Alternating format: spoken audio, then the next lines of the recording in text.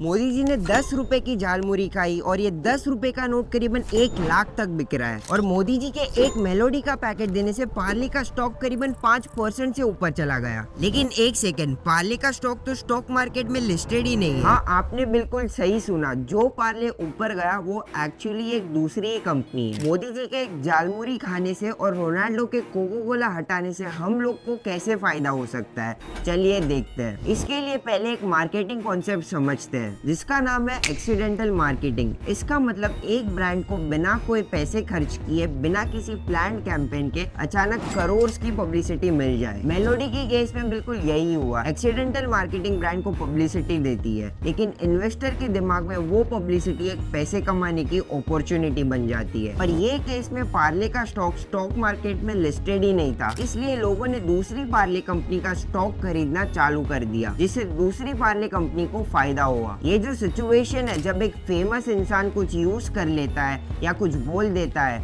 और लाखों लोग उसे खरीदते हैं, उसे कहते हैं रिप्रेजेंटेटिवनेस ह्यूरिस्टिक। इसका मतलब सिंपल है, हमारा दिमाग हर सेकंड हजारों डिसीजंस लेता है और ये डिसीजंस लेते लेते दिमाग थक जाता है। और जब दिमाग थकता है वो शॉर्टकट्स मांगता है और तभी वो सिमिलैरिटी देखने लगता है। जैसे स्टॉक का नाम पार्ले है, टॉफी का नाम भी पार्ले है, तो दिमाग बोलता है ये सेम चीज है, तो खरीद लेते हैं। किसी ने एनुअल रिपोर्ट चेक नहीं की, कोई प्रमोटर होल्डिंग भी किसी ने चेक नहीं की और बिजनेस मॉडल किसी ने नहीं समझा। जून 2021 में रोनाल्डो ने यूरो कप की प्रेस कॉन्फ्रेंस में कोको कोला की 2 बॉटल्स हटा दी। अगले 24 घंटे में कोको कोला की मार्केट कैप $4 बिलियन चली गई। पर ये एग्जैक्टली वही ट्रैप है जो 99% रिटेल इन्वेस्टर्स को फंसाता है, क्योंकि जब ऐसी न्यूज आपके व्हाट्सएप तक पहुंचती है, स्मार्ट मनी एग्जिट कर चुका होता है। सेबी के डेटा के अकॉर्डिंग इंडिया में 89% एफएनओ ट्रेडर्स अपना पैसा खोते हैं और एक ट्रेडर करीबन 1 लाख से ज्यादा लॉस करता है, वो भी हर साल। पर एक सेकंड, तो हम ये ट्रेंड्स कैसे पहचान सकते हैं? ऐसे कुछ हिस्टोरिकल पैटर्न्स है जो आप आइडेंटिफाई कर सकते हो और ये ट्रेंड्स पहचान सकते हो।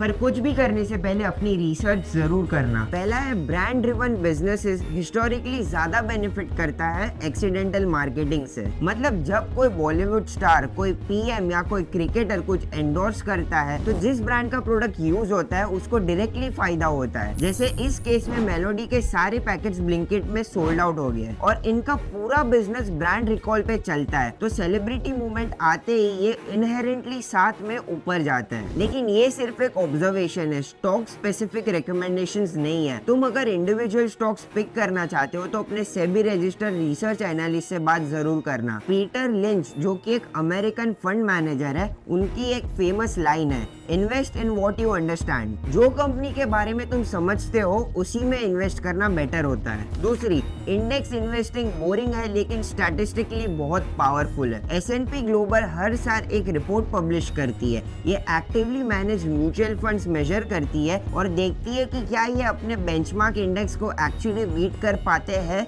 या नहीं। इंडेक्स का 2023 स्कोर कार्ड कहता है कि लॉन्ग टर्म में 80 to 85% active equity funds Nifty 50 को बीट नहीं कर पाते और ये बहुत इंपॉर्टेंट डेटा है। ये फंड मैनेजर्स प्रोफेशनल्स होते हैं, MBA डिग्रीज के साथ, CFA सर्टिफिकेशंस के साथ और full time research analyst team के साथ। फिर भी 80 to 85% बोरिंग निफ्टी 50 को बीट नहीं कर पाते हैं लॉन्ग टर्म में। और ये सिर्फ इंडिया का प्रॉब्लम नहीं है। वॉरेन बफेट ने 2007 में दुनिया के टॉप प्रोफेशनल इन्वेस्टर्स को चैलेंज दिया था कि एक सिंपल S&P 500 इंडेक्स फंड तुम्हारी फैंसी स्ट्रैटेजीज को 10 साल में हरा देगा, और ये $1 मिलियन की बेट थी और 2007 में बफेट कंफर्टेबली जीत गए। तो सोच के देखो, अगर दुनिया के ट्रेंड प्रोफेशनल सिंपल इंडेक्स को बीट नहीं कर पाते, तो मोदी जी की झालमुरी की न्यूज पे ट्रेड करके तुम कैसे प्रॉफिट कमाओगे? सेबी का 89% FNO loss statistic completely explain यही करता है। तीसरा, जब मार्केट में कोई मीन मूवमेंट आता है तो हिस्टोरिकली कुछ ना करना ही सबसे सेफ रिस्पॉन्स रहा है। बिहेवियरल फाइनेंस स्टडीज कहती है लगभग 70 to 80% mean driven price spikes 48 घंटे में रिवर्ट हो जाते हैं। मतलब जब पार्ले पंप हुआ, जब रोनाल्डो ने कोक हटाई, जब इलॉन ने सिग्नल ट्वीट किया, उस मोमेंट पे रिटेल ने बाय तो किया लेकिन स्मार्ट मनी ने सेल कर दिया। और अगले 2 दिन में प्राइस वापस नीचे आ जाती है। तो सबसे प्रॉफिटेबल पोजीशन हिस्टोरिकली क्या रही है? कुछ नहीं करना ही सबसे बेस्ट डिसीजन है। तुम्हारा एग्जिस्टिंग पोर्टफोलियो कंपाउंड होते रहेगा, तुम्हारी लॉन्ग टर्म वेल्थ उस महीने भी क्वाइटली बनती रहेगी। आपको कभी ऐसी वायरल मूवमेंट से फायदा हुआ है कि नहीं, मुझे कमेंट्स में जरूर बताना। अगर आपको वीडियो पसंद आई तो लाइक कर देना, चैनल को सब्सक्राइब भी कर देना। मिलते हैं नेक्स्ट वीडियो में, और कमेंट्स में मुझे जरूर बताना आपको मेरा आउटफिट कैसा लगा।